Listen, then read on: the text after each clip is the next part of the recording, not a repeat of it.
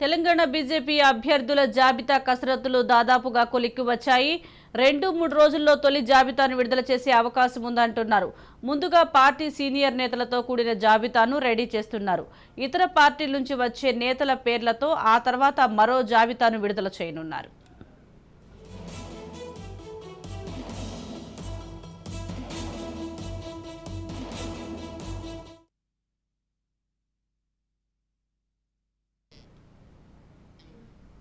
దీనికి సంబంధించి మరిన్ని వివరాలు మా ప్రతినిధి స్వప్న అందిస్తారు. స్వప్న, తెలంగాణలో అభ్యర్థుల జాబితా ఎప్పుడు ప్రకటించే అవకాశం ఉందంటారు? ఎస్ సుజాత, తెలంగాణకు సంబంధించి బీజేపీ ప్రతి నియోజకవర్గానికి ఒక 3 అభ్యర్థుల చొప్పున ఇప్పటికే లిస్ట్ తయారు చేసి దాని ఎన్నికల మేనిఫెస్టోకి పంపించడం జరిగింది. అక్కడ కూడా క్లియరెన్స్ రావడం జరిగింది.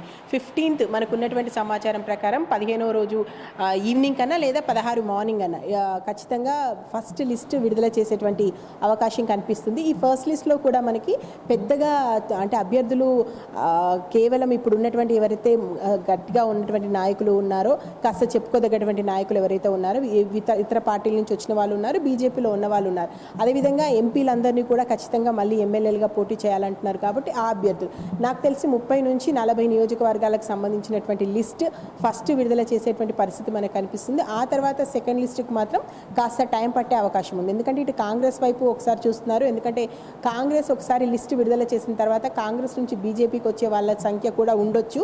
ఒకవేళ పెద్ద తలకాయలు ఏమైనా వస్తే వాళ్ళకి సంబంధించి ఆల్రెడీ కాస్త మాతో మాట్లాడుతున్నారు, మాతో టచ్లో ఉన్నారని పదే బీజేపీ నేతలు చెప్తున్నారు. కాబట్టి వాళ్ళు ఎవరైనా వస్తే కొత్త అభ్యర్థులు వారికి ఇచ్చేటువంటి అవకాశం ఉంది. లేదంటే మిగతా అన్ని నియోజకవర్గాలకు సంబంధించి మేము ఆల్రెడీ మాకున్నటువంటి ప్రస్తుత లిస్టు ప్రకారం ముగ్గురిని సెలెక్ట్ చేశాము. దాన్ని ఎలక్షన్ కమిటీకి పంపించాము. ఎలక్షన్ కమిటీ కూడా దాదాపు అప్రూవల్ ఇచ్చేసిందని చెప్తున్నారు.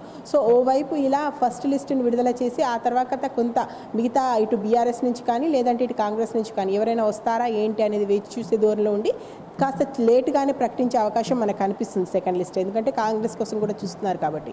ఇక మేనిఫెస్టోకి సంబంధించి కూడా ఆల్రెడీ వివేక్ నేతృత్వంలో మేనిఫెస్టో కమిటీ ఇప్పటికే 2 సార్లు భేటీ అయింది.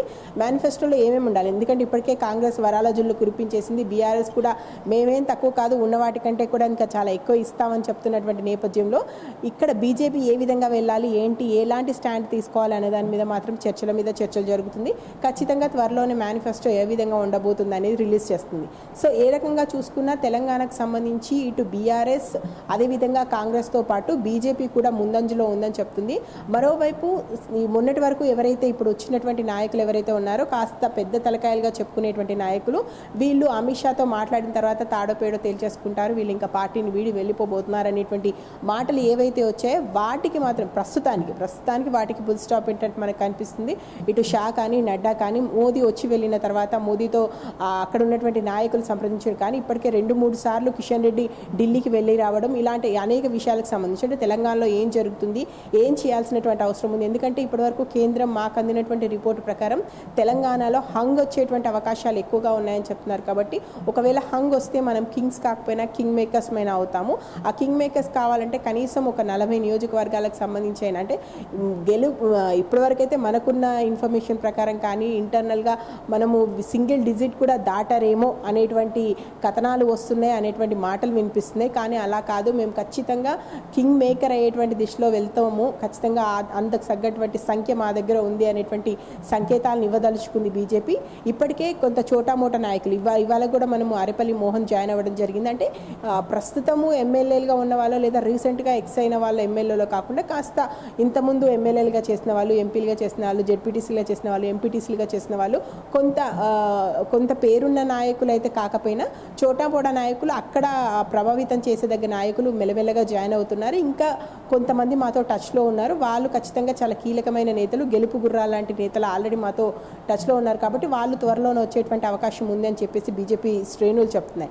మొత్తానికి బీజేపీ నాయకులు చెప్తున్న దాని ప్రకారం మేము ఇప్పటికే మా లిస్ట్ అంతా సిద్ధంగా ఉంది, మేమేమి పార్టీకి సంబంధించి పక్కచూపులు ఏం చూడట్లేదు, మా దాంట్లోనే చాలా కాంపిటీషన్ ఉంది, మాకు కావాలంటే మాకు కావాలి టికెట్ అని చెప్పేసి పోటీ పడుతున్నారు అని చెప్పేసి పైకి చెప్తున్నా పక్క నుంచి ఏంటంటే బీఆర్ఎస్ నుంచి కానీ కాంగ్రెస్ నుంచి కానీ గట్టి నాయకులు ఎవరైనా వస్తున్నారా, వాళ్ళతో మాట్లాడడం కానీ వాళ్ళను లాక్కునేటువంటి ప్రయత్నం కానీ బీజేపీ ఆకర్షణకు సంబంధించి కానీ, సో ఇలాంటి పనులు అయితే గ్రౌండ్ లెవెల్గా జరుగుతూ ఉన్నాయి. ఇప్పటికే ఉన్నటువంటి ఎవరైతే ఇప్పుడు డీకేఆర్కి సంబంధించి కానీ, లేదంటే ఇప్పుడు మనకి ఎంపీలుగా ఉన్నటువంటి సంజయ్ కానీ, అరవింద్ కానీ, అది ఈవెన్ కిషన్ రెడ్డి కూడా తను అంబర్పేట నుంచి పోటీ చేసే అవకాశం అయితే మనకు కనిపిస్తుంది. ఎందుకంటే ఇప్పుడు మనం రాజస్థాన్లో చూసుకున్నాము, ఎవరైనా సరే ఎంపీలుగా ఎవరైతే ఉన్నారో వాళ్ళందరూ కూడా ఖచ్చితంగా ఎమ్మెల్యేలుగా పోటీ చేయండి అని చెప్తున్న నేపథ్యంలో ఇక్కడ ఇప్పుడు ఎంపీలుగా ఉన్నటువంటి కీలక నేతలు ఉన్నారు కాబట్టి వారు సెగ్మెంట్కి సంబంధించి ఎవరైనా ఏదైనా కీలకమైన ప్లేస్ తీసుకోండి, మీరు ఖచ్చితంగా అక్కడ పోటీలో దిగండి, నెగ్గాల్సినటువంటి అవసరం ఉంది. ఎన్ని ఎక్కువ స్థానాలు వస్తే మనం అంత కాంపిటీషన్ ఇవ్వగలుగుతాము. ఖచ్చితంగా ఇక్కడ ద్విముఖ పోరు ఉండొద్దు, త్రిముఖ పోరు ఉండాలి. ఖచ్చితంగా కాంగ్రెస్ అదేవిధంగా బీఆర్ఎస్తో పాటు బీజేపీ కూడా రంగంలో ఉంది. ఒక రకంగా చెప్పాలంటే కాంగ్రెస్ కాదు, మేమే బీఆర్ఎస్కి ఖచ్చితంగా పోటీ ఇస్తాము అని చెప్తున్నారు. ఏదేమైనా మనం వేచి చూడాల్సిన ధోరణి ఉంది. కాకపోతే ఇంత ల్యాగ్ చేయడం, ఎందుకంటే ఇప్పటికే అభ్యర్థులను ప్రకటించుంటే పరిస్థితి మరో రకంగా ఉండేది. కానీ అంతమంది అభ్యర్థులు బీజేపీకి అంత గెలిచే సత్తా ఉన్నటువంటి నాయకులు ఆ సంఖ్యలో ఉన్నారంటే మనం నిజంగా ట్రూత్ మాట్లాడుకోవాలంటే మాత్రం 6 ఇంచు నాయకులు అయితే లేరు. 30 నుంచి 40 సెగ్మెంట్ల వరకు ప్రభావితం చూపగలుగుతారేమో. 119 సెగ్మెంట్లు అంటే ఖచ్చితంగా పక్క చూపులు చూడాల్సినటువంటి పరిస్థితే. కాకపోతే ఇప్పటికే బీజేపీ అనుకుంది ఏంటంటే చాలా పెద్ద తలకాయలు బీఆర్ఎస్లో ప్రస్తుతం అధికారంలో ఉన్నటువంటి పార్టీకి సంబంధించినటువంటి కొంతమంది ముఖ్య నాయకులు వస్తారు, వాళ్ళు జాయిన్ అవుతారు, మాతో పాటు టచ్లో ఉన్నారనుకున్నారు. కానీ కొన్ని కారణాల వల్ల చెప్పుకోదగ్గ నాయకులు అయితే ఎవరు రాకపోవడంతో ఇంకెవరైనా వస్తారా అనేటువంటి వేచి చూసే ధోరణిలో ఉంది. సో మీరు అన్నదాని ప్రకారం 15th or 16th మనకి లిస్ట్ వచ్చేటువంటి అవకాశం ఉంది. ఫస్ట్ లిస్ట్ మేబీ 30 నుంచి 40 నియోజకవర్గాలకు సంబంధించి రావచ్చు. మిగతా లిస్టుకి సంబంధించి మాత్రం కాంగ్రెస్ లిస్ట్ వచ్చే వరకు వెయిట్ చేసే అవకాశాలు మనకి ఎక్కువ కనిపిస్తున్నాయి. లేదంటే మధ్యలో ఇంకొక లిస్టును విడుదల చేస్తారా, లేదంటే ఫైనల్ లిస్టే ఉండొచ్చు. ఒకసారి కాంగ్రెస్ ఇచ్చిన తర్వాత కాంగ్రెస్ నుంచి వచ్చే వాళ్ళు ఆశావాహులు ఎవరైనా బీజేపీకి వచ్చే వాళ్ళు ఉంటారు కాబట్టి వాళ్ళని కూడా ఒకసారి రీచెక్ చేసుకున్న తర్వాత పూర్తి స్థాయిలో లిస్టు ప్రకటించే అవకాశం ఉంది. ఏదేమైనా ఇటు లిస్టుకి సంబంధించి కానీ అంటే అభ్యర్థులకు సంబంధించి కానీ, ఎందుకంటే స్క్రీనింగ్ కమిటీ కోమటిరెడ్డి రాజగోపాల్ రెడ్డి అధ్యక్షతన జరుగుతుంది కాబట్టి ఓవైపు ఆ పని అంటే మీరు అన్నట్టు ఓవైపు అయితే ఇటు స్క్రీనింగ్కి సంబంధించినటువంటి పని అంతా కూడా అయిపోయింది, మేము పంపించాము, ఎలక్షన్ కమిటీ ముందు అది ఉంది అని చెప్పేసి చెప్తున్నారు. ఇంకోటి మేనిఫెస్టోకి సంబంధించి మాత్రం భేటీల మీద భేటీలు జరుగుతున్నాయి, త్వరలోనే మేనిఫెస్టో కూడా ఉంటుందని చెప్తున్నారు. సో బీజేపీలో అయితే కొంత హడావిడి కనిపిస్తుంది. Sujatha. Right, thank you Swapna.